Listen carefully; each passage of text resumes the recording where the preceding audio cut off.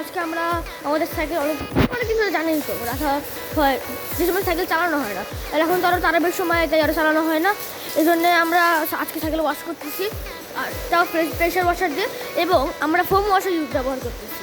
So আশা করি সেখানে সবাই দেখবেন এবং লাইক কমেন্ট ও সাবস্ক্রাইব করে কেউ শেয়ার করে দিয়ে যাবেন।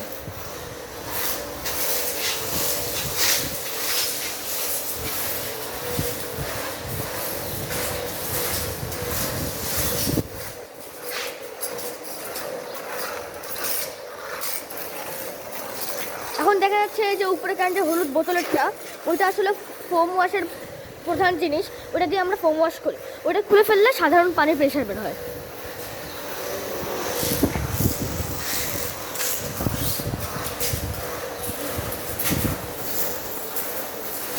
আর এর সাথে একটি স্পেশাল মেশিন থাকে, যে মেশিনের সাথে পাইপ লাগানো থাকে।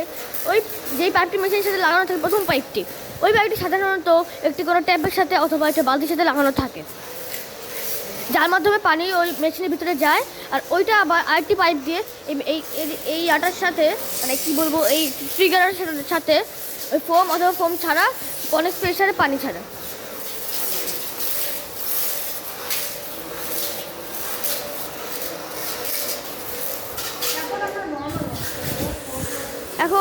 এখন দেখেন, ওই যে এই হলুদ বোতলটা খুলে ফেললো, তার মানে এখন নর্মাল ওয়াটার প্রেশার আসছে, আপনারা দেখেন।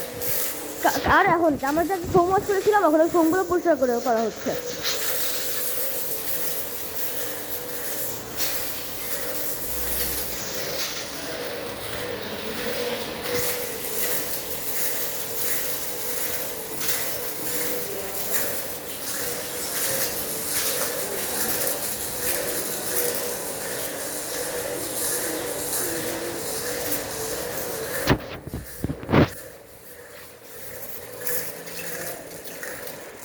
সাবধানে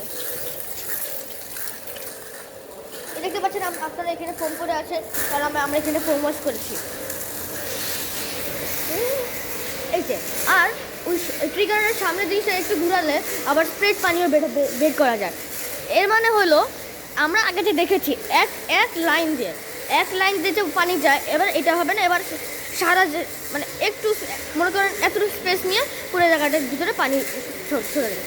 যেমন আপনারা দেখেন এখানে একটু এইটুক জায়গাটায় পানি বেরোচ্ছে, আর যদি স্প্রেড অফ করে রাখি তাহলে একটু জায়গাতে পানি বের হয়।